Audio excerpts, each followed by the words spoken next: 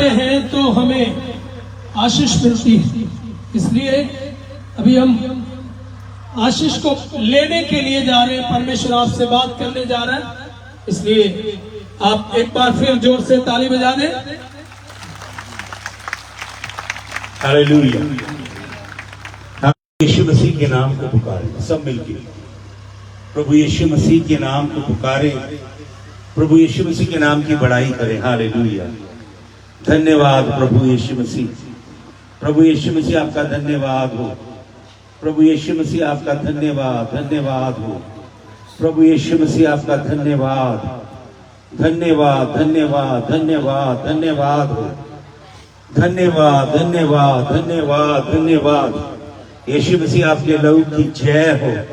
प्रभु आपके लहू की जय, लहू की जय। यीशु मसीह आपके लहू की जय हो। प्रभु यीशु मसीह आपके लहू को, आपके जिंदा खून को हम पुकारते हैं, आपके जिंदा लहू को इस जगह पुकारते हैं। यीशु मसीह आपके लहू को, आपका पवित्र आत्मा आपके पवित्र लहू की ओर आकर्षित होता है। हालेलुया। प्रभु आपका शाश्वत आत्मा हमारे बीच में आए। हालेलुया। धन्यवाद हो यीशु मसीह आपका, धन्यवाद, धन्यवाद। यीशु मसीह आपका धन्यवाद, धन्यवाद हो। आपके लहू की जय हो, लहू की जय हो, लहू की जय हो, लहू की जय हो, लहू की जय। यीशु मसीह आपके लहू की जय। यीशु मसीह आपके पवित्र लहू की जय, पवित्र लहू की जय। यीशु मसीह आपके पवित्र लहू की जय हो, पवित्र लहू की जय, पवित्र लहू की जय। प्रभु आपके खून की हजूरी हमारे बीच में उतर आए, आपके पवित्र लहू की हजूरी हमारे बीच में उतर आए। आपकी सामर्थी जीवित निष्कलंक प्रायश्चित के छुटकारे के लहू की हजूरी हमारे बीच में उतर आए। प्रभु यीशु मसीह, मैं आपके स्वर्गदूतों की उपस्थिति को इस जगह खोलता हूँ। हालेलुया। आज की रात प्रभु जी आपका नाम ऊंचा हो। जैसे आप क्षमादानों के बीच में चलते फिरते, वैसे आप हमारे बीच में चलिए फिरिए। हालेलुया। आपके पवित्र आत्मा की आग हमारे बीच में आए। प्रभु आपका धन्यवाद। यीशु मसीह आपके सामर्थी नाम में इस प्रार्थना को हम मांगते हैं। आमीन। हालेलुया। कल की रात मैं परमेश्वर के वचन में से आपसे बात कर रहा था, दानियल नबी की पुस्तक में से। मैं चाहता हूं आप दानियल नबी की पुस्तक एक बार फिर से निकालिए। हालेलुया। और हिंदी में बेशक पढ़िए, किसी को माइक दीजिएगा। दानियल नबी की पुस्तक उसका 7 अध्याय, जहां से कल हम वचन मनन कर रहे थे, आज हम उसी श्रृंखला में आगे बढ़ेंगे। दानियल 7 अध्याय और उसके आप 7 वचन से पढ़े। फिर मैं रात के दर्शन में देख रहा था और देखो एक चौथा जंतु था जो भयानक, डरावना और बड़ा शक्तिशाली था, और उसके बड़े बड़े दांत लोहे के थे। वो निकल जाने वाला, चूर चूर कर डालने तथा शेष को पैरों तले रौंद डालने वाला जंतु था। वो पहले के सब जंतुओं से भिन्न था और उसके 10 सींग थे। आगे पढ़े। जब मैं सींगों को ध्यान से देख रहा था तो देखो उनके मध्य एक और छोटा सा सींग निकला, जिसके सामने पहले सींगों में से 3 सींग जड़ से उखाड़े गए। और देखो इस सींग में मनुष्य की सी आंखें थी और एक मुंह जिससे घमंड की बातें निकल रही थी। हालेलुया। परमेश्वर का दास दानियल, मैं कल आपको बता रहा था, कसदियों के देश में पवित्र आत्मा के द्वारा उस युग को, आने वाले युगों को पवित्र आत्मा के द्वारा देखता है। वो इस युग को देखता है जिसमें आप और मैं जी रहे हैं, और जो आने वाला युग है दानियल उसे भी देखता है। और पृथ्वी पे मनुष्य के शासन की, मानव के राज्य की पूरी हिस्ट्री, पूरा इतिहास परमेश्वर दानियल को दिखाता है।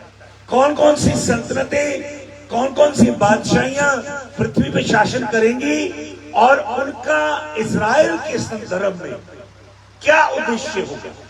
ये 7 अध्याय में वो पूरे दर्शन देखता है ये अलग अलग जंतु हैं। जैसे मैं कल आपको बता रहा था, इज़िकियल 14:21 में प्रभु कहता है, अगर तुम मेरी आज्ञा नहीं मानोगे, अगर तुम मेरे वचनों के अनुसार, मेरी विधियों के अनुसार अपना जीवन नहीं जियोगे, मेरी चितौनियों को मन चित लगा के चौकसी से उनकी पालना नहीं करोगे और मेरी व्यवस्था को पांव के नीचे रौंदोगे, तो मैं 4 सजाएं भेजूंगा। याद आपको मैंने क्या क्या बताया था? मैं तलवार भेजूंगा, फिर प्रभु ने बोला मैं अकाल भेजूंगा, फिर प्रभु ने बोला मैं मरी भेजूंगा, प्लेग, पेस्टिलेंस। और प्रभु ने कहा यदि तुम फिर भी तुम पश्चाताप नहीं किए और मेरी ओर नहीं लौटे, तो मैं जंतु को भेजूंगा। इंग्लिश में लिखा बीस्ट। तो बाइबल बीस्ट से भरी हुई है। दानियल 7 अध्याय में अलग अलग बीस्ट को देख रहा है। एक शेर को देखता है, फिर भालू को देखता है, फिर चीते को देखता है, फिर ये भयानक जंतु जिसके दांत लोहे के, फिर उसके 10 जो हॉर्न्स हैं, सिंग हैं, उनमें से एक छोटा सिंग निकलता देखता है। बाइबल को अगर आप पढ़ेंगे ध्यान से, बाइबल में 2 मॉन्स्टर हैं। एक को बाइबल में कहा गया है बेहीमत और दूसरे को कहा गया है लेवायथन, लिव्यतान हिंदी में, और एक है बेहीमत। ये 2 मॉन्स्टर्स जिन्होंने यहोवा के विरुद्ध बलवा किया है। आज ये विषय में मैं नहीं जाऊंगा क्योंकि वो बहुत गहरा विषय है। तो यहाँ पे दानियल जंतुओं को देखता है। ये शासन है, ये पॉलिटिकल सिस्टम है, ये सामाजिक सिस्टम है, ये इकोनॉमिक सिस्टम है जो विश्व पे राज्य करते हैं। और 5वां जो जंतु है, 13 अध्याय प्रकाशित वाक्य में, अगर समय मिला तो थोड़ा सा देखेंगे। वो जो जंतु है, बाइबल बताती है 13 अध्याय में, वो भयानक बीस्ट जो इस पृथ्वी के ऊपर अवतरित होने वाला है। बाइबल को ध्यान से पढ़े, भविष्यद्वक्ताओं की भविष्यवाणियां और परमेश्वर के संपूर्ण वचन हमें इस ओर इशारा कर रहे हैं कि पृथ्वी पे इस समय युग परिवर्तन हो रहा है। कोरोना वायरस जो इस पृथ्वी पे प्लेग आई, पेस्टिलेंस आई, वो लोगों को अशर कर रही है एक नई दुनिया की ओर, एक नई दुनिया जिसका शासक आने वाला है, जिसके लिए प्रभु यीशु यूहन्ना 14:30 में कहते हैं, the ruler of this world is coming. इस संसार का राजा आ रहा है, उसका आगमन होने वाला है, जो मसीह विरोधी है, एंटी क्रिस्टोस। यूहन्ना 3 बार उसका जिक्र करता अपनी पत्रियों में। एंटी क्रिस्टोस का असली मतलब है ऐसा राजा जो यीशु मसीह के जैसा दिखता है। एंटी क्रिस्टोस का मतलब सिर्फ ये नहीं कि जो मसीह का विरोध करता है। एंटी क्रिस्टोस का मतलब है वो जो यीशु मसीह के जैसा दिखाई देता है। कल मैं आपको बता रहा था, परमेश्वर की ये 4 सजाएं अटल हैं, आप इनसे बच नहीं सकते। यदि आप परमेश्वर की व्यवस्था को पांव के नीचे कुचलोगे तो ये 4 कोड़े आपको पड़ेंगे, तलवार, अकाल, मरी, और परमेश्वर आपको जंतु के हवाले कर देगा। परमेश्वर ने बनी इस्राएल को 586 BC में नबूकदनेस्सर नाम के जंतु के हवाले किया। यिर्मयाह 40 वर्ष भविष्यवाणी करता रहा, लेकिन बनी इस्राएल ने काम दे के सुना नहीं। क्यों? क्योंकि इस्राएल में बहुत से झूठे नबी थे। कैसे नबी थे? झूठे नबी।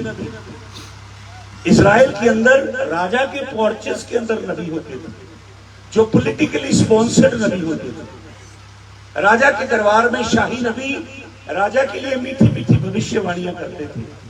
आप सुपर ब्लेस्ड होने जा रहे हैं, आपका वीजा लगने जा रहा है, आपको रियल एस्टेट मिलने जा रही है, आपके बैंक अकाउंट में मिरेकल मनी आने वाली है। ऐसे फ्रॉड नबी तब भी थे और ऐसे फ्रॉड नबी आपको मालूम, आज अपने नाम के आगे प्रॉफिट लगाना एक फैशन है। पास्टर लिखना ओल्ड फैशन हो गया। आज क्या लिखा जाता है? प्रॉफिट। लेकिन वो PRO PHET नहीं है, वो है PROFIT। आपको मालूम, इन नबियों को ये पता भी नहीं है कि नबी होता कौन है, नबी की जात क्या है, नबी का रुतबा क्या है, नबी कैसे पैदा होता है, और नबी कितना कदावर खुदावंद का बंदा है। आपको मालूम, हिब्रू भाषा में 4 लेटर है नबी के लिए। नून अलिफ बेथ युद। नाबी, नून अलिफ बेथ युद। नून का मतलब होता है बीज, स्पर्म। मेरे पिता का बीज मेरी माता की कोख में गया तो मैं पैदा हुआ। नून जो हिब्रू का लेटर है वो बीज की तरह है, स्पर्म की तरह है। तो नबी कौन है? नबी वो है जिसके अंदर बीज है यहोवा का। नून का मतलब बीज, अलिफ का मतलब खुदा। जिसके अंदर किसका बीज है? खुदा का। और बैत से बनता है घर। नबी कौन है? नबी वो है जो खुदा के बीज का घर है। हालेलुया। जो मिठी मिठी नबूवतें नहीं करता, आपको बरकतें देने की दुकान नहीं खोलता, जो बोलता है जब यहोवा बोलता है तब बोलता है, और यहोवा का ऑरेकल कलाम उसके मुंह से निकलता है, उसे नबी कहते हैं। नून अलिफ बैत। नून का मतलब बीज, अलिफ का मतलब खुदा, बैत का मतलब घर। उसका शरीर खुदा के बीज का घर होता है, और युड का मतलब होता है हाथ। उसके सिर पे यहोवा का हाथ होता है। उसे क्या बोलते हैं? नाबी बोलते हैं। और जो ग्रीक वर्ड है ना प्रॉफिट के लिए, प्रॉफिटेस से, उसका मतलब है जैसे पानी में से एक सोता फूट के बाहर निकलता है और बबल की साउंड करता है। ये होता है नबी। समझ रहे हैं आप ऐसे नबियों के पीछे गाड़ियां भर भर के जाते हो जो आपको रियल एस्टेट दिलवाएं, जमीनें दिलवाएं, बंगले दिलवाएं, कारें दिलवाएं, गाड़ियां, वीजे लगवाएं, और आपकी मनोकामना पूरी हो।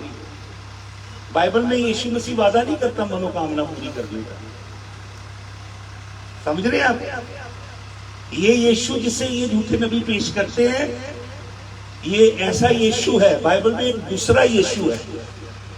कुरिन्थियों की कलीसिया को और गलतियों की कलीसिया को प्रेरित पौलुस लिखता है अनदर जीसस, दूसरा यीशु, दूसरा सुसमाचार और दूसरा आत्मा। ये वो यीशु पेश करते हैं कि एक चिराग है, उसको प्रॉफिट रगड़ता है, उसमें से यीशु जी निकलते हैं, यीशु नाम का चिन्ह, और बोलता है बोलो आका मैं तुम्हारी मनोकामना पूरी करने। लेकिन मेरा यीशु जिसकी मुनादी मैं कर रहा हूं वो आपको और मुझे क्रूस में चढ़ाने के लिए आएगा। मेरे बाहरी मनुष्य को, मेरे जिस्म की वासनाओं को क्रूस पे चढ़ाने आया। वो कहता है सकरे पथ पे चलना और तंग फाटक से प्रवेश करना। तंग फाटक, स्ट्रेट इज द गेट। तंग फाटक, स्ट्रेट। आपको मालूम ग्रीक वर्ड क्या है? अगोनिया। वो जो गेट है जिसमें से आपसे घुसना है, स्ट्रेट है, उसके लिए ग्रीक वर्ड है अगोनिया, जहां से शब्द निकलता है एगनी, अकथनीय पीड़ा। ऐसा संताप, ऐसी घनघोर पीड़ा होगी जब आप उस फाटक में से निकलेंगे। रोज रोज उस फाटक से निकलना है और उस पथ पे चलना है जिसका नाम है फिलिबो हुडोस। फिलिबो शब्द से ग्रीक शब्द निकलता है फिलिप्सिस। 7 साल का जो शैतान का सताव आ रहा है पृथ्वी के ऊपर, उसे फिलिप्सिस कहा गया। यीशु मसीह का मार्ग जो है वो चौड़ा मार्ग नहीं है, ये चौड़े मार्ग के नबी हैं। चौड़ा मार्ग समझते हैं आप? वेस्ट में अमेरिका, कनाडा, यूरोप, ब्रिटेन, प्रभु मुझे 153 देशों में लेके गया। 153 देशों में मैं जाता हूँ, लेकिन मोटरसाइकिल चला के, साइकिल चला के सेवा करता हूँ। सड़कों पे जाके नए नियम और किताबें बांटता हूँ। झुग्गी झोपड़ियों में जाके सेवा करता हूँ। प्रार्थना करने के पैसे नहीं लेता, सेवा करने की फीस चार्ज नहीं करता। क्योंकि परमेश्वर की दृष्टि में ये घनघोर पाप है जो ये पादरी कर रहे हैं। मुझे अमेरिका घूमते हुए 28 साल हो गए। मैंने अमेरिका के बड़े बड़े पादरियों का पतन होते देखा, जिन्होंने सुसमाचार को बेचा। क्या किया है? बेचा है। ये घनघोर अपराध है। परमेश्वर की उपस्थिति को तेल की शीशी में कैद करके बेचोगे, यहोवा आपका बैंड बजाएगा।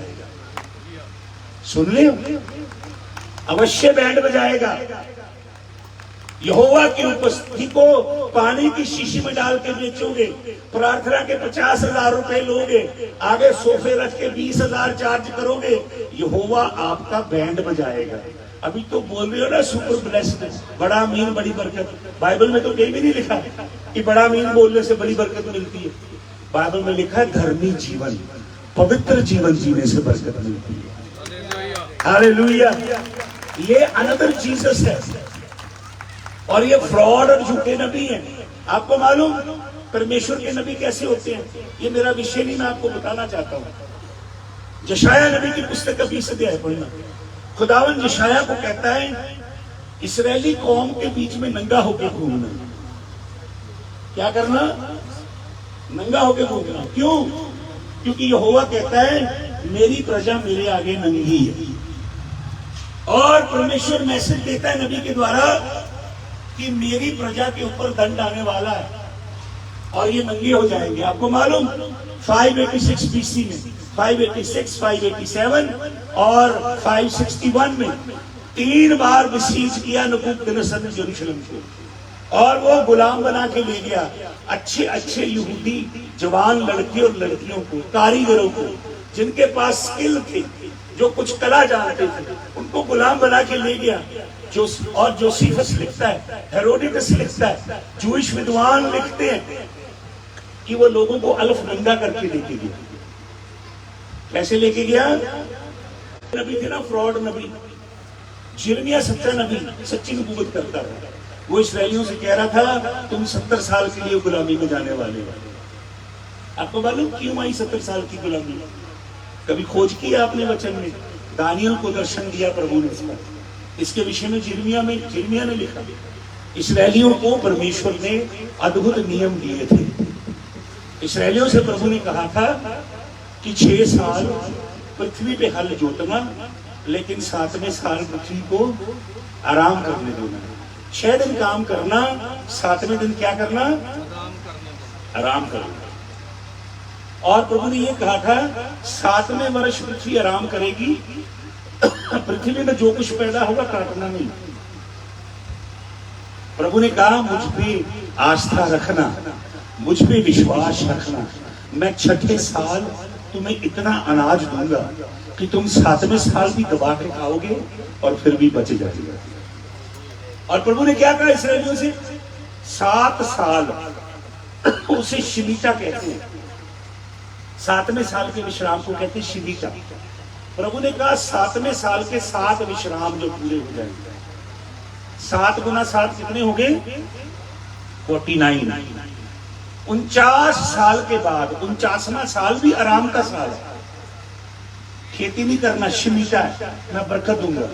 48 ईयर में बरकत दूंगा दबा के, और 49 ईयर आराम करना। उसके बाद जो 50वां साल आएगा वो भी कौन सा साल है? वो जुबली का साल है। हालेलुया। याजक तुरी पूछेगा। हालेलुया। जहां तक तुरी की आवाज जाएगी हर एक व्यक्ति आजाद हो जाएगा। हालेलुया। और प्रभु ने क्या कहा? प्रभु ने कहा, परमेश्वर ने अपने दास अपने दास यहोशू के द्वारा इस्राएली गोत्रों को जमीन की अलॉटमेंट कर दी। सबको जमीन मिल गई। कुछ कबीलों को जमीन मिली कोस्टल एरिया में, मेडिटरेनियन समुद्र के साथ, कुछ को लॉक्ड लैंड मिली। तो प्रभु ने यह कहा अगर बेंजामिन का गोत्र नॉर्थ में जाके, नॉर्थ को इसराइल, दक्षिण को यहूदा कहा गया, जमीन लेना चाहे तो वो अपने भाई से जमीन खरीद सकता है। लेकिन प्रभु ने नियम क्या दिया? मान लो उसने जमीन खरीदी, उसने जमीन खरीद ली 46वें साल में, 46वां साल चल रहा है, उसने जमीन खरीद ली, रजिस्ट्री होगी, फर्द होगी, जमीन उसके नाम होगी। 4 साल के बाद क्या आ गया? जुबली आ गया। तुरी फूकी गई, जमीन दोबारा किसकी होगी? जिससे खरीदी गई थी। हालेलुया। परमेश्वर अपनी कौम को एक चीज सिखानी चाहता था कि मेरी कौम लालच ना करे। क्या ना करे? कुलसियों की पत्री 3 अध्याय के 5 वचन में प्रेरित कहता है, लालच मूर्ति पूजा है। लालच क्या है? परमेश्वर अपनी प्रजा को सिखाना चाहता था कि तुम लोग विश्वास के साथ मेरे अद्भुत पराक्रम के कामों को देखोगे। तुम अपनी भुजाओं के जोर पे भरोसा मत करना, अपनी हिकमत इंटेलेक्ट पे भरोसा मत करना, अपने स्किल अपनी कला पे भरोसा मत करना। अपने शाश्वत परमेश्वर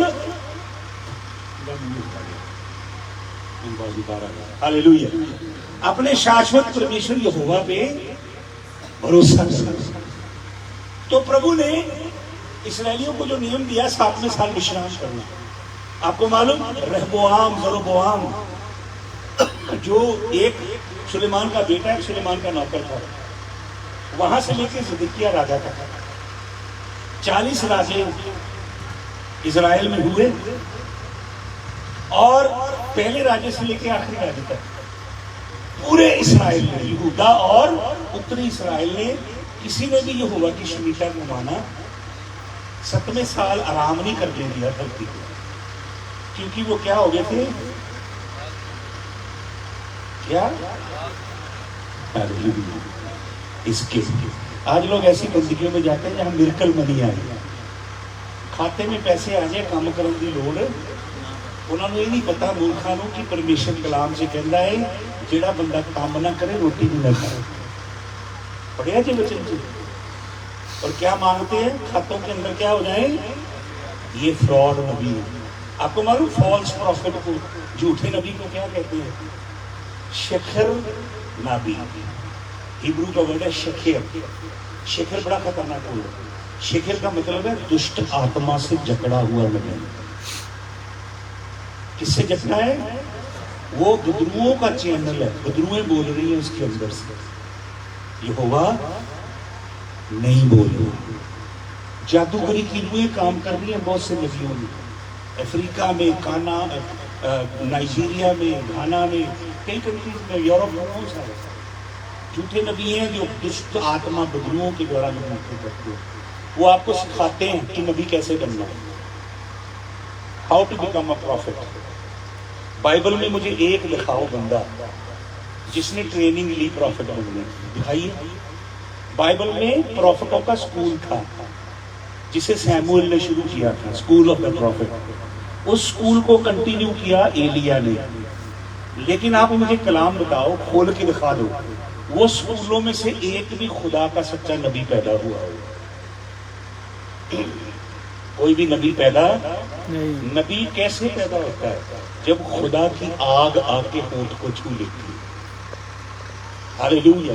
जब दबार एलोहीम उतरता है। यहोवा का कलाम हबक्कुक के पास आया, यहोवा का कलाम एलिया के पास आया, यहोवा का कलाम यिर्मयाहू के पास आया।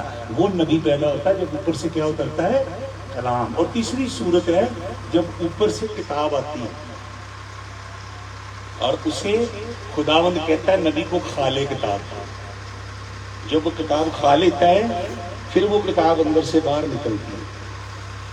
मैं वही नबूवत कर सकता हूं जो पहले मेरे अंदर डाउनलोड हुई है ऊपर से, वरना जादूगर की रूह काम करेगी। हालेलुया।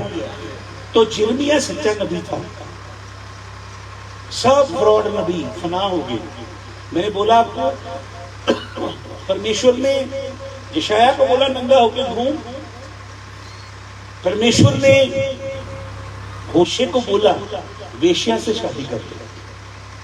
वेश्या ने जो बच्चे पैदा किए हैं शनाले के, उनको अपना नाम दे दे। फिर यहोवा उससे कहता है अब वेश्या में से औलाद पैदा कर। क्यों परमेश्वर कहता है होशे को यह करने के लिए? क्योंकि परमेश्वर कहता है मेरी कौम भी वेश्या बन गई है। मेरी कौम भी क्या है? वेश्या। फिर परमेश्वर यिर्मयाह से कहता है तू शादी नहीं करेगा, तेरी कोई बीवी नहीं होगी, क्योंकि अब मेरी भी कोई बीवी, जिर्मिया के मार्फत कहता मैंने यहूदा को और इसराइल को तलाकनामा लिख के दिया। फिर परमेश्वर इज़िकियल से कहता है मैं तेरी जवान बीवी को, इज़िकियल 30 साल का था लगभग, और उसकी जवान बीवी और उसके जीवन के बड़े ख्वाब होंगे, न्यूली मैरिड।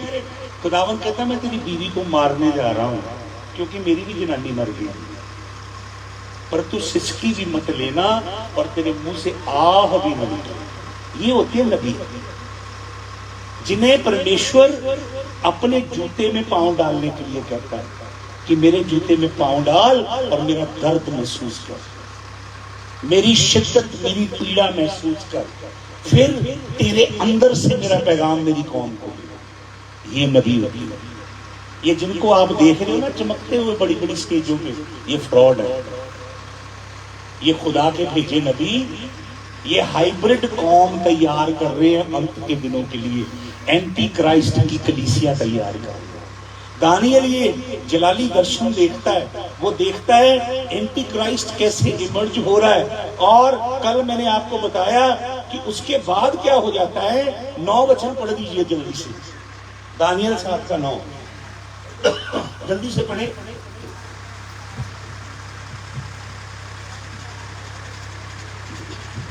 दानियल नबी 7 अध्याय का 9 वचन। और मेरे देखते देखते सिंहासन रखे गए और अनादिकाल का प्राचीन विराजमान हुआ।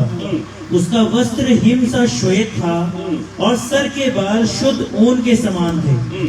उसका सिंहासन अग्नि की ज्वाला था, जिसके पहिए धधकती हुई आग थे। उसके सामने से आग की एक धारा निकलकर बह रही थी। हजारों हजार लोग उसकी सेवा कर रहे थे और लाखों लाख उसके समक्ष उपस्थित थे।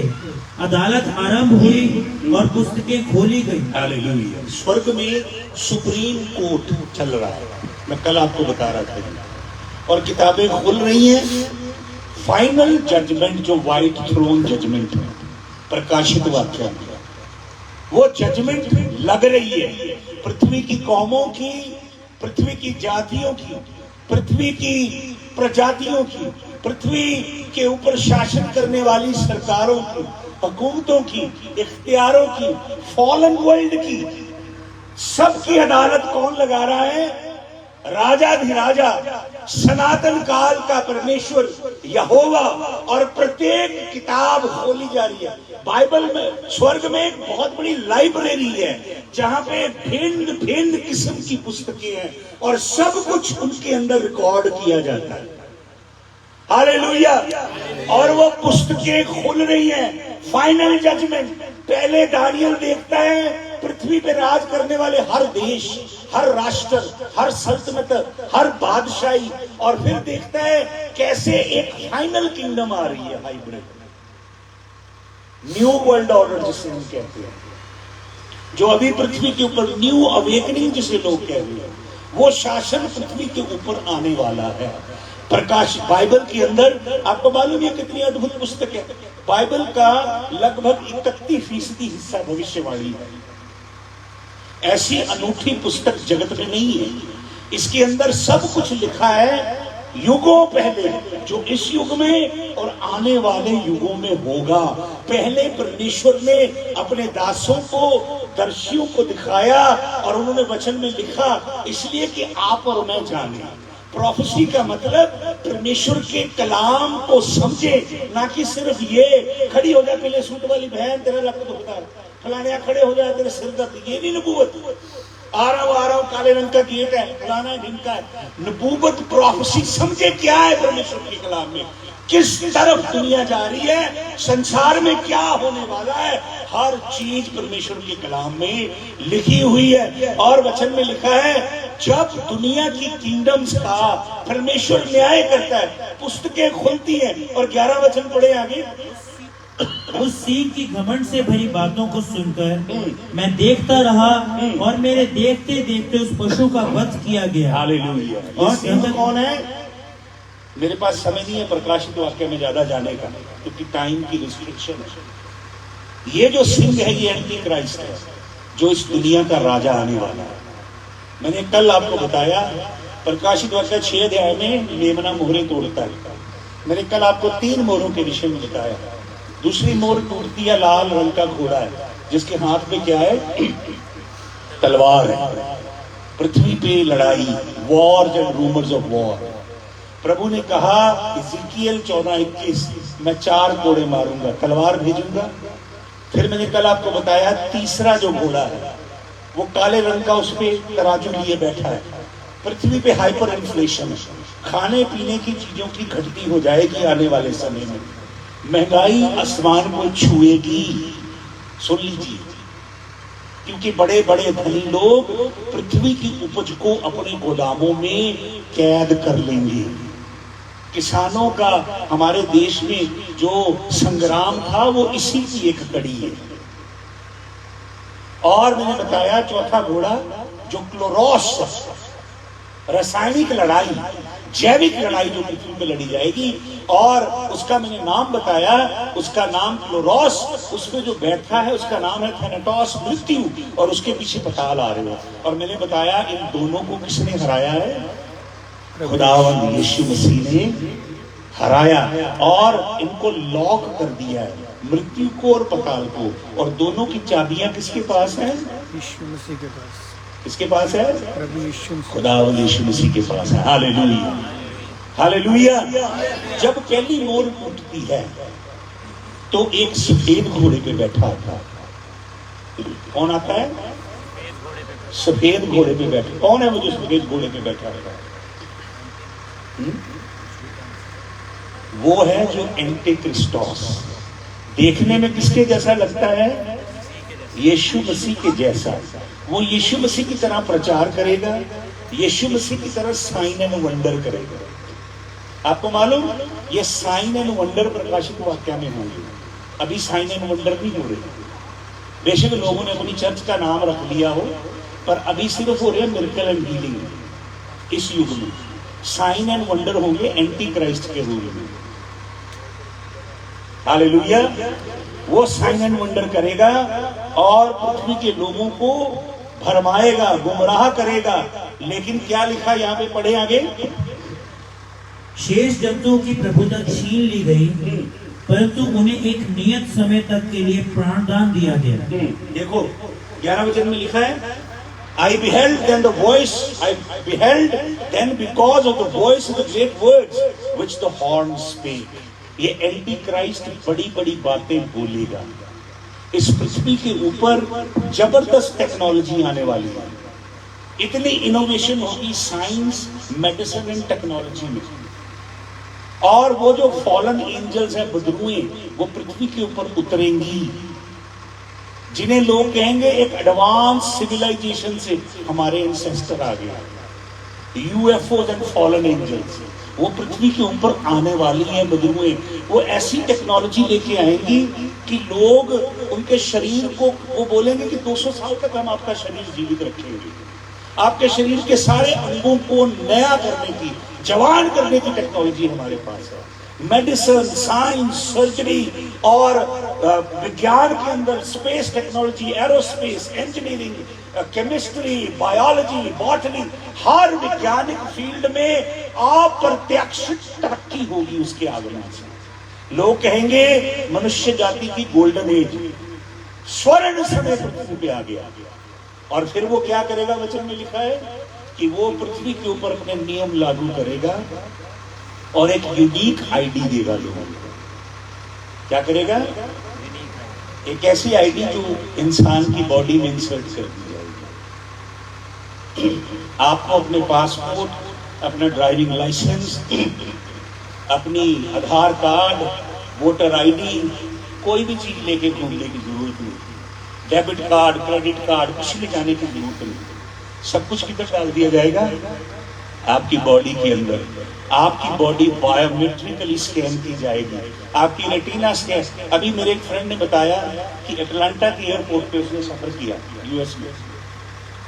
उसने बोला वो पासपोर्ट लेके और बोर्डिंग पास लेके जा रहा था इमिग्रेशन काउंटर की तरफ। वहां पे एक गेट लगा था। उन्होंने बोला उस गेट के नीचे से निकल के आ गया। वो उस गेट के नीचे से निकला और इधर काउंटर की तरफ जाने लगा तो इमिग्रेशन ऑफिसर ने बोला गो, यू आर गुड, तो उसने बोला मेरा ये वो कहता सब हो गया उधर, तुम्हारा पूरी बॉडी स्कैन हो गई, तुम्हारा पता लग गया तुम कौन सी फ्लाइट लेके किधर जा रहे हो, तुम्हारी सारी जानकारी इधर।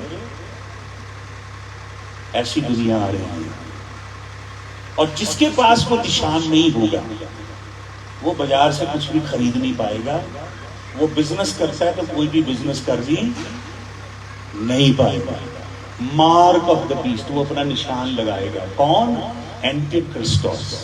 लोग कहेंगे कि बदले में हमें इतनी सुविधाएं, इतनी सहूलतें मिल रही हैं, बॉर्डर खुल जाएंगे पूरे वर्ल्ड पे, वीजा फ्री हो जाएंगे देश, आप जिस मर्जी देश में सफर करो उस यूनिक आईडी के साथ, जिस मर्जी मुल्क में जाके आप कारोबार करो, ऐसी सुविधाएं आने वाले युग में आ जाएंगी। तो लोग कहेंगे इतनी सुविधाएं मिल रही हैं, छोटा सा एक चावल का दाना बॉडी में डालने की क्या प्रॉब्लम है? बाइबल में से कहा गया है mark of the beast, Punjabi में लिखा दाग, लेकिन ग्रीक शब्द है करागमा, जो कि लैटिन वर्ड से निकलता है करागमा, जिसका मतलब करागमा से लैटिन में वर्ड निकलता है कैरेक्टर। वो जो शैतान की मोहर लगेगी वो आपको जेनेटिकली मॉडिफाई कर देगी। आपके जीन्स, आपको मालूम आपके डीएनए के 2 प्लाट हैं, हम सब के अंदर यूनिक डीएनए, हमारे डीएनए के 2 प्लाट है, पेंटाग्राम है, 5 भुजी आकार में डीएनए के सेल्स हैं, एक दूसरे के ऊपर घूमते हैं, 5 भुजिया। क्यों? क्योंकि एक तख्ती पे 5 नियम यहोवा ने लिखे हैं, दूसरी तख्ती पे 5 नियम यहोवा ने लिखे हैं। यहोवा की 10 कमांडमेंट्स हर एक मनुष्य के अंदर, उसकी जाति, धर्म, रंग, नस्ल, भाषा कोई भी क्यों ना हो, हर एक मनुष्य के विवेक में, डीएनए के अंदर परमेश्वर ने अपनी व्यवस्था डाल के जगत में उसको भेजा। Hallelujah, hallelujah, hallelujah. तो शैतान उसको बदलना चाहता है। वो जो आपका डीएनए है उसे रीसीक्वेंस करना चाहता है। आपके डीएनए में यहोवा परमेश्वर का सिग्नेचर है, वहां पे लिखा मेड बाय याहवे, यहोवा के द्वारा बनाया गया। परमेश्वर का दास कहता है, हे परमेश्वर देख, मेरी मां की कोख में मुझे अद्भुत रीति से रचने वाला तू मेरा सृजनहार है। हालेलुया। उस निशान को शैतान मिटाएगा। एक अमेरिका के बड़े फेमस प्रीचर ने प्रचार किया, जॉन मैकार्थर, कि अगर आपने निशान ले भी लिया कोई गल नहीं, तौबा कर लो। बाइबल बताती है जो वो निशान ले लेंगे उन्हें मुक्ति नहीं मिलेगी। हालेलुया।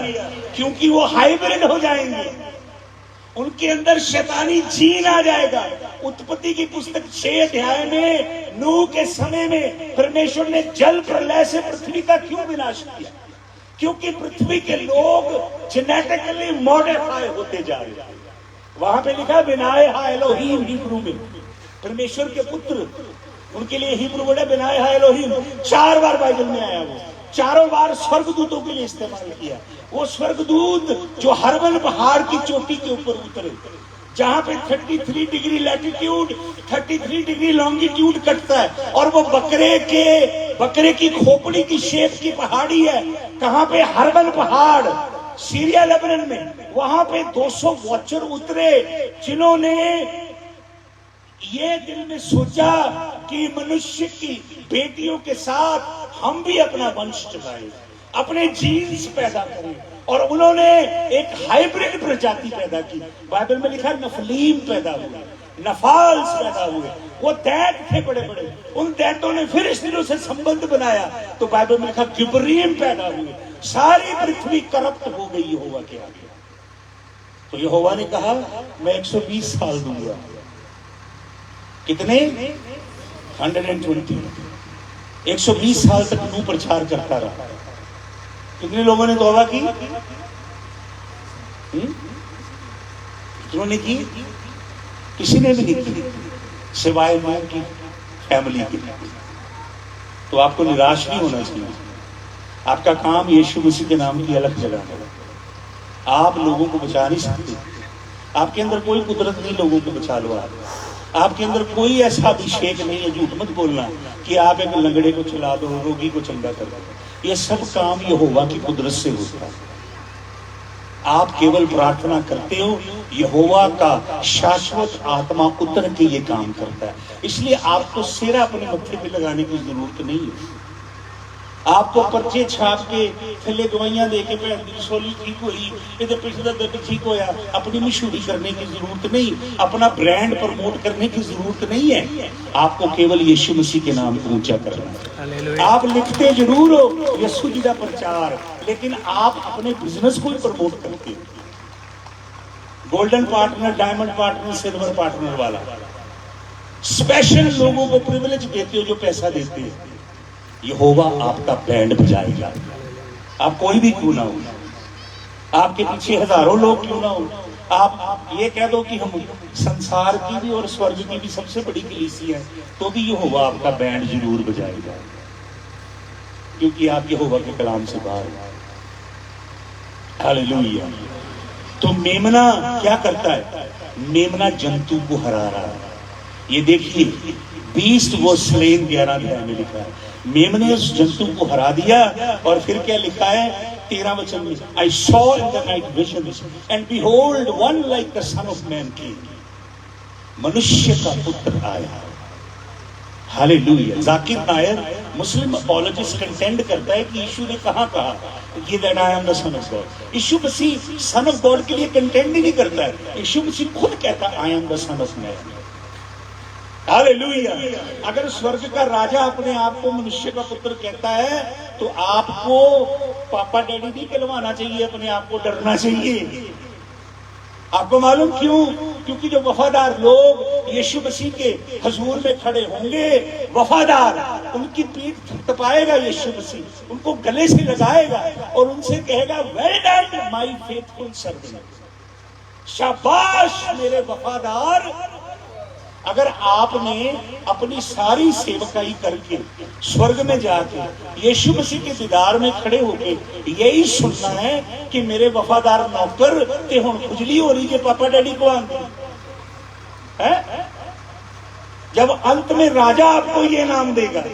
और आपको मालूम वहां पे शब्द क्या है? ग्रीक वर्ड है डुओलॉस। डुओलॉस होता बंधुआ गुलाम, मंडी में से खरीदा हुआ नौकर। आपको मालूम प्रभु क्या कहता है फिलिपियों 2 अध्याय में? पौलुस कहता है जैसा यीशु मसीह था वैसा स्वभाव तुम्हारा भी। कैसा? यीशु मसीह राजों का राजा है, यीशु मसीह प्रभुओं का प्रभु है, यीशु मसीह शहंशाहों का शहंशाह है। ये स्वभाव तुम्हारा होना चाहिए। नहीं, बड़े ध्यान से घर जाके पढ़ना फिलिपियों 2 अध्याय। कहता वो 100% परमेश्वर था, उसने परमेश्वरताई को अपने वश में रखने वाली चीज नहीं समझा, उसने परमेश्वर होने के हकों का इस्तेमाल नहीं किया, उसने अपने आप को खाली कर दिया। हालेलुया। और उसने क्या किया? उसने दास का रूप धारण किया। किसका रूप धारण किया? फिर ग्रीक वर्ड है डुओलॉस। मंडी में से, मार्केट में से खरीदे हुए नौकर का स्वरूप धरा यीशु मसीह। हालेलुया। इजरायली घर में 4 तरह के नौकर होते थे। मेरा विषय नहीं, मैं इधर उधर जा रहा हूं। 4 तरह के नौकर होते थे। एक नौकर होता था जो मालिक जैसे दिखता था, मालिक के संग संग रहता था। अगर मालिक की औलाद ना हो तो वो घर का वारिस बनता था। इब्राहिम 15 अध्याय उत्पत्ति में यहोवा परमेश्वर से कहता है कि एलियाजर ही मेरा वारिस है। एरोस कहा गया उसे, वो सबसे ऊपर दर्जे का नौकर है। दूसरा नौकर बाइबल में होता है जिसे पंजाबी की बाइबल में लिखा है, कुरिन्थियों की पत्री में प्रेरित पौलुस कहता है असी परमेश्वर के भंडारी हैं। कि असी परमेश्वर के भंडारां की कस्टडी सानू सौंपी। हालेलुया। इंग्लिश में लिखा है we are the stewards of the mysteries of God. हम स्टूवर्ड हैं। लेकिन आपको मालूम ग्रीक भाषा में क्या शब्द है? ग्रीक भाषा में शब्द है ओइकोनोमिया, जहां से हमारा अंग्रेजी का शब्द निकलता है इकोनॉमी। ये दूसरे दर्जे का नौकर है जो मालिक के पैसे धेले का हिसाब रखता है, मालिक के सारे कारोबार का बुक कीपिंग करता है, खजांची है। यीशु मसीह का भी एक इकोनोमिया था। कौन था वो? यहूदा इस्करियोती। तीसरे दर्जे का नौकर है बाइबल में, वो है गलतियों 3:23 में। उसे कहा गया पेडागोगोस ग्रीक भाषा में। ये नौकर स्वामी के बच्चों को अच्छी अच्छी कहानियां सिखाता है, अच्छी अच्छी मॉरल स्टोरी सुनाता है, कविताएं सिखाता है, उस बच्चे के अंदर अच्छा किरदार चरित्र पैदा करता है और मालिक के बच्चों को घर से स्कूल और स्कूल से घर लाता है। इसे कहा गया पेडागोगोस। यहां से हमारा अंग्रेजी का शब्द निकलता है पीडियाट्रिक। जो बच्चों के डॉक्टर होते हैं उन्हें पीडियाट्रिशियन बोलते हैं। फिर एक चौथे दर्जे का नौकर है जो है डूअलॉस, मंडी से खरीदा गया गुलाम। वो क्या करता है, उसके तन पे एक गमछा होता है सर, और वो गमछा पहनता है, टॉयलेट साफ करता है, दरियां झाड़ता है, फ्लोर मॉपिंग करता है, सब सफाई करता है, बाथरूम टॉयलेट साफ करता है। वो जो बंधुआ गुलाम है उसकी अपनी कोई इच्छा नहीं है, उसका अपना कोई ख्वाब नहीं है, उसका अपना कोई विजन नहीं है, उसका अपना कोई दर्शन नहीं है। उसके जीवन का एक ही मकसद है, जिस मालिक ने उसे खरीदा है उसे प्रसन्न करना है। आपको मालूम यीशु मसीह कौन सा नौकर बना? पहले दर्जे का नहीं बना, दूसरे का नहीं, तीसरे का नहीं, बंधुआ गुलाम बन के हमारे बीच में आया। अंतिम रात्रि जब उसके चेले घमंड से भरे थे, पावर एंड पोजीशन हंगरी थे, लोगों के आगे अपने आप को बड़ा बना के दिखाने की लालसा थी उनकी, पदवी चाहते थे, पोजीशन चाहते थे, आपस में वाद विवाद कर रहे थे। दुख लिखता है कि कौन बड़ा होगा स्वामी के जाने के बाद। तब उसने उनके दिलों को पढ़ा कि उनके दिल मैले थे। वो उठा, उसने रब्बी की पोशाक उतार के रखी और अपने तन के साथ गमछा बांधा। कौन सा? जो डूलॉस बांधता।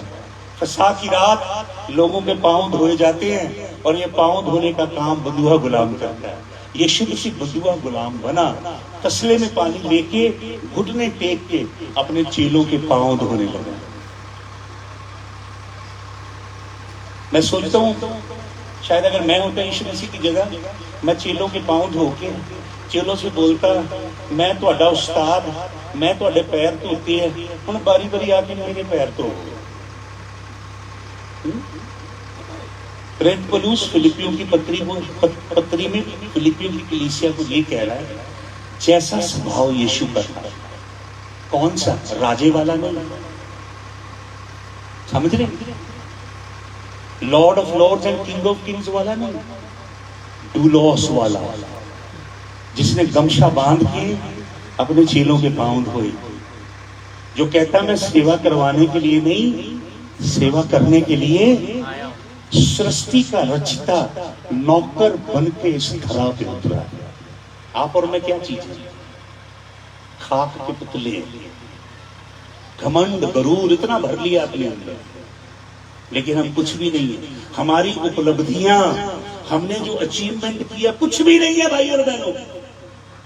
उस महाप्रतापी परमेश्वर के अनूठे प्रेम के आगे, कि प्रेम में वशीभूत होके वो बंधुआ गुलाम बन के आया।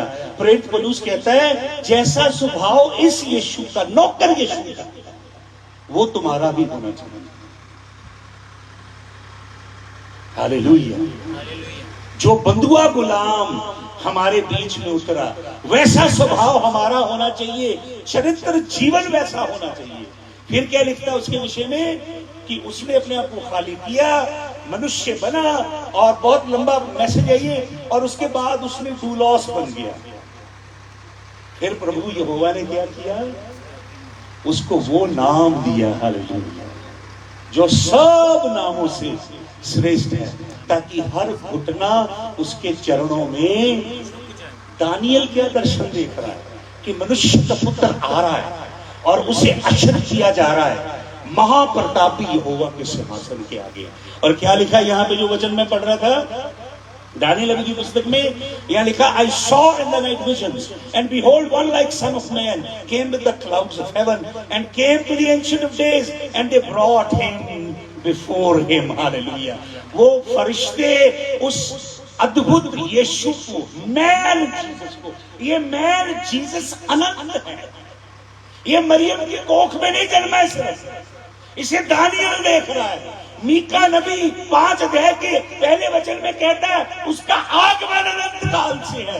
ये यीशु अनंत काल से है, अगोचर है, अजन्मा है, सृष्टि का रचना है, ब्रह्मांड को अपने शब्द की कुदरत से थाम के रखने वाला महाप्रतापी परमेश्वर यहोवा का प्रतिबिंब है। Hallelujah, hallelujah. उसने बोला मैं तुम्हारे संग कितने अरसे से हूं, तुमने मुझे नहीं देखा, जिसने मुझे देखा उसने पिता को देखा। वचन में लिखा है कभी किसी ने परमेश्वर को नहीं देखा, इकलौता पुत्र जो पिता की गोद में है। आपको मालूम ये शब्द कौन बोल रहा है? ये शब्द यीशु मसीह बोल रहा है। निकोदेमस के आगे खड़ा आधी रात को, उसे कह रहा है इकलौता पुत्र जो कहां है? पिता की गोद में। ग्रीक वर्ड है कोलपास, जो पिता के संग एक है। मैंने कल आपको बताया इकलौते पुत्र का मतलब होता है मानव विनाश। जो डीएनए यहोवा का है वही डीएनए यीशु मसीह का।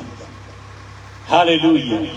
इकलौता पुत्र जो पिता की गोद में, वो निकोदेमस के आगे भी खड़ा है और उस समय पिता की गोद में भी है, उसी समय पिता की गोद में भी है और निकोदेमस के आगे भी खड़ा है। हालेलुया। वो विराट यीशु मसीह, क्या लिखा है यहाँ पे 14 वचन, and there was given to him dominion, glory and kingdom, all the people, nations and languages should serve him. पढ़े, हिंदी में पढ़ दे। और उसको प्रभुता महिमा और राज्य दिए गए, जिससे देश देश और जाति जाति के भिन्न भिन्न भाषा बोलने वाले लोग उसकी सेवा करें। उसका प्रभुत्व सनातन काल तक अटल है और उसका राज्य अविनाशी होगा। ये वो यीशु है जिसका राज्य अविनाशी होगा, जो बंधुआ गुलाम बन के हमारे बीच में आया, जिसने गमछा पहना है और डूलॉस का काम कर रहा है। परमेश्वर का कलाम कहता है हमें इस यीशु के जैसे बनना है। अगले युग में हम उस यीशु जैसे बनेंगे जो पिता के दाहिने हाथ बैठ के सत्ता भोग रहा है, शासन कर रहा है। पृथ्वी की कौमें, जातियां, सल्तनतें, बादशाहियां उसके पांव के नीचे कर दी गई है। हर जीव अंगीकार करती है कि यीशु ही प्रभु है और हर घुटना उसके चरणों में झुक जाता है। हालेलुया। लेकिन ये यीशु इस धरा पे बॉन्ड स्लेव बन के आया, बंधुआ गुलाम बन के आया, डूलॉस बन के आया। जब हम डूलॉस और बंधुआ गुलाम बनेंगे तो आपको मालूम प्रभु क्या कहते हैं? यीशु मसीह कहते हैं कोई भी पिता के पास नहीं आता जब तक पिता उसे अपनी ओर, आप नहीं किसी को बचा सकते। अगर आप कहो कि मैं बड़ा कलाकार हूं, बड़ा गुणिया हूं, बहुत वरदानों से भरा हूं, ये आपका काम नहीं है। ये किसका काम है? यहोवा परमेश्वर का, पवित्र आत्मा का। यीशु कहते हैं तब कोई मेरे पास नहीं आता जब तक पिता उसे मेरी ओर ना खींचे। आपको मालूम ग्रीक वर्ड क्या है यहाँ पे? ग्रीक वर्ड है हेल्को। वचन में लिखा है यीशु मसीह ने अपने चेलों से कहा कि जाल डालो इधर, तो चेलों ने जाल डाला और वचन में लिखा है जाल इतना भर गया कि वो जाल को खींच भी। वहां पे शब्द इस्तेमाल हुआ हेल्को। वही शब्द जैसे जाल के अंदर मछलियां हैं और प्रेरित खींच नहीं पाए, यीशु कहता पिता लोगों को यीशु की ओर खींचेगा जब हम एक दास के स्वरूप में इस पृथ्वी पे प्रकट होंगे। हालेलुया। फिर हम परमेश्वर के पुत्रों के स्वरूप में प्रकट होंगे, फिर हम याजक और राजा के रूप में प्रकट होंगे। तो इस एज में भाइयों और बहनों हमने कौन से यीशु का अनुसरण करना है? फिलिपियों की पत्री 2 अध्याय वाले यीशु का। हालेलुया। आइए सब अपनी आंखें बंद करें। हालेलुया। मैं चाहता हूं हम कुछ पल अपने पांव पे खड़े हो जाएं। सब हम प्रार्थना करेंगे और कुछ पल प्रभु की आराधना करेंगे। हालेलुया। आंखें बंद कीजिए सब, अपने हाथ सृजनहार यीशु मसीह की उपस्थिति में उठाइए सब। हालेलुया। हालेलुया। ਜਿਹਦੇ ਅੱਗੇ ਨੂਰੀ ਕਦੇ ਅੱਖ ਨਹੀਂ ਸੀ ਚੁੱਕਦੇ, ਅੱਜ ਪੈਣੇ ਖਾਕੀ ਉਹਦੇ ਮੂੰਹ ਦੇ ਉੱਤੇ ਥੁੱਕਦੇ। ਜਿਹਦੇ ਅੱਗੇ ਨੂਰੀ ਕਦੇ ਅੱਖ ਨਹੀਂ ਸੀ ਚੁੱਕਦੇ, ਅੱਜ ਪੈਣੇ ਖਾਕੀ ਉਹਦੇ ਮੂੰਹ ਦੇ ਉੱਤੇ ਥੁੱਕਦੇ, ਮੂੰਹ ਦੇ ਉੱਤੇ ਥੁੱਕਦੇ। ਸਦਕੇ ਮੈਂ ਜਾਵਾਂ ਤੇਥੋਂ, ਜਾਨ ਨਾਲੋਂ ਪਿਆਰਿਆ। सदके मैं जावां तेथों, जान नालो प्यारिया। ओ लगा जांदा ए मुहब्बतां दा मारिया, ओ लगा जांदा ए मुहब्बतां दा मारिया। जुल्मां दी हार होई, प्यार नहीं जे हारिया। जुल्मां दी हार होई, प्यार नहीं जे हारिया। ओ लगा जांदा मुहब्बतां दा मारिया। मेरे संग मिल के गाइए, आंखें बंद करके अपने हाथ उठा के इस जलाली यीशु की ओर देखिए, इससे पहले कि हम विसर्जित हो जाएं इस जगह से। जिंद पैब पै गई चुकनी, जिंद पै गई प्यारियां दे सुखां लई सुखनी। जग दे गुनाहां लई सलीब पै गई चुकनी, सलीब पै गई चुकनी। जिन्ने कदे फुल्लां दा पार नहीं सहारिया, जिन्ने कदे फुल्लां दा पार नहीं सहारिया। ओ लगा जांदा ए मुहब्बतां दा मारिया, ओ लगा जांदा ए मुहब्बतां दा मारिया। जुल्मां दी हार होई, जुल्मां दी हार होई, प्यार नहीं जे हारिया। ओ लगा जांदा ए मुहब्बतां दा, ओ लगा जांदा ए मुहब्बतां दा। सब मेरे नाल गाइए आखिरी स्टेप से। किला नाल टंगे नूं सहारा क्यों नहीं लभदा, मारदे ने ताने कहंदे बेटा जे तू रब दा। किला नाल टंगे नूं सहारा क्यों नहीं लभदा, देने ताने कहंदे बेटा जे तू रब दा, बेटा जे तू रब दा। क्यों नहीं तेनू सूली तो रब ने उतारा, क्यों नहीं तेनू सूली तो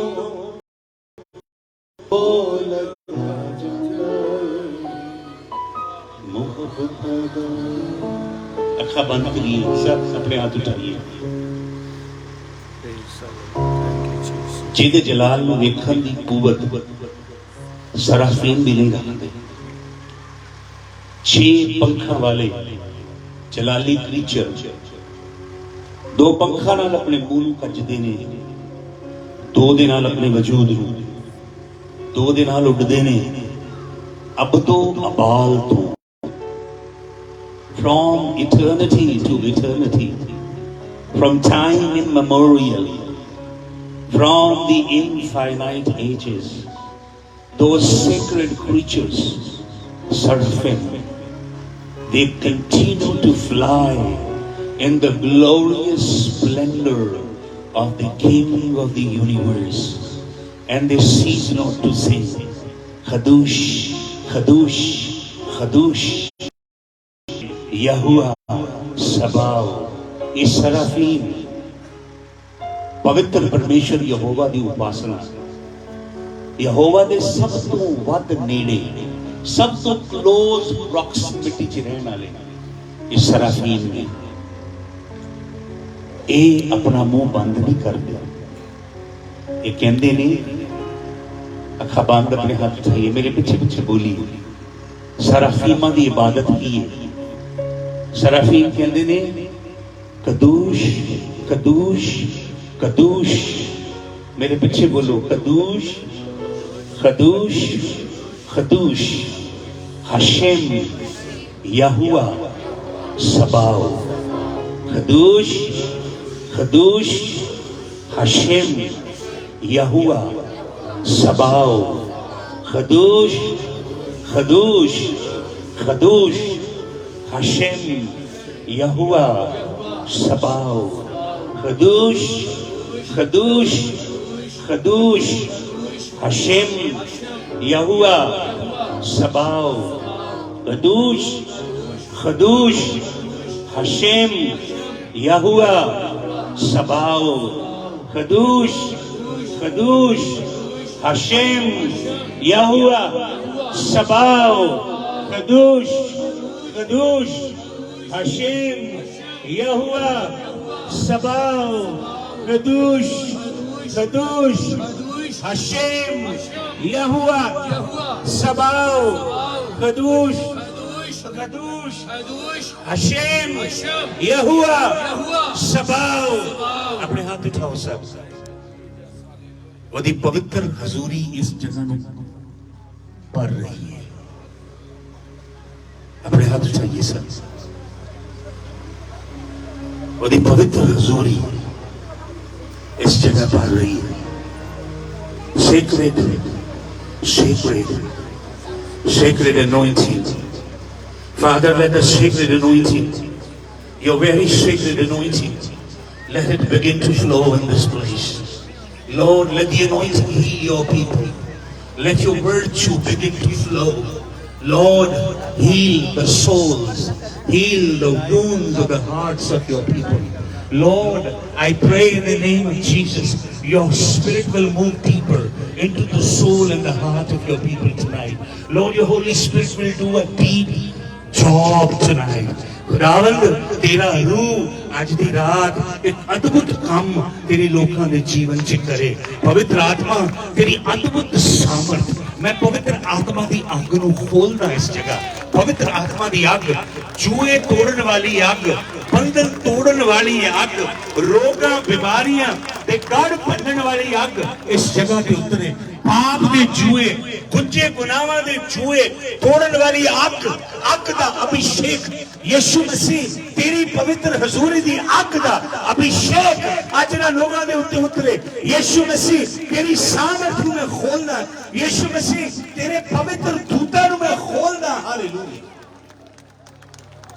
अपने हाथ उठाइए सब। यीशु मसीह नूं जोरदार तालियां दी भेंट करिए। प्रभु यीशु मसीह तेरे लोगों के जीवन ते बरकत आए। इब्राहिम साडे पुरखे, इसहाक साडे पुरखे, याकूब साडे पुरखे दी बरकत तेरे लोगों के उत्ते उतरे। प्रभु एक नवा ताजा अभिषेक तेरे लोगों के उत्ते उतरे। ਪ੍ਰਭੂ ਯਿਸੂ ਮਸੀਹ ਦੇ ਨਾਮ ਦੇ ਵਿੱਚ ਇਸ ਪਿੰਡ ਦੇ ਉੱਤੇ ਤੁਹਾਡਾ ਆਤਮਾ ਉਤਰੇ, ਇਸ ਪਿੰਡ ਤੇ ਤੁਹਾਡੀ ਸਾਮਰਥ ਉਤਰੇ, ਇਸ ਪਿੰਡ ਦੇ ਵਿੱਚ ਯਿਸੂ ਮਸੀਹ ਤੁਹਾਡੇ ਪ੍ਰੇਮ ਦਾ ਪ੍ਰਸਾਰ ਹੋਏ। ਯਿਸੂ ਮਸੀਹ ਮੈਂ ਤੁਹਾਡੇ ਲਹੂ ਦੇ ਸਾਏ ਥੱਲੇ ਇਸ ਪਿੰਡ ਨੂੰ ਲੈ ਕੇ ਆਣਾ, ਇਸ ਪਿੰਡ ਦੇ ਲੋਕਾਂ ਦੇ ਉੱਤੇ ਇਜ਼ਰਾਈਲ ਦੇ ਪਰਮੇਸ਼ਰ ਯਹੋਵਾ ਦੇ ਆਸ਼ੀਰਵਾਦ ਨੂੰ ਯਿਸੂ ਮਸੀਹ ਤੇਰਾ ਕਾਹਿਨ ਹੋਣ ਦੇ ਨਾਤੇ ਮੈਂ ਖੋਲਦਾ। ਹਾਲੇਲੂਇਆ, धन्यवाद हो, थैंक यू जीसस। अपने हाथ उठाइए सर, मेरे पीछे पीछे बोलिए, बोलिए स्वर्गीय पिता तुहाडा धन्यवाद, तुहाडी महिमा होई। जिस तरह का रूप तुहाडे इकलौते पुत्र यीशु मसीह दा है, उस तरह का रूप, उस तरह का स्वरूप मेरा भी होई। मेरे जीवन में यीशु मसीह जई हलीमी नाल, सादगी नाल, पवित्रताई नाल भर दिओ। हे प्रभु तुहाडी अग मेरे उत्ते, मेरे परिवार ते, मेरे घराने ते यीशु मसीह दे जलाली नाम विच उतर आए। तुहाडा धन्यवाद, तुहाडे लहू दी जय। अपने दोनों हाथ उठा के जोरदार तालियां दी पेंट पिता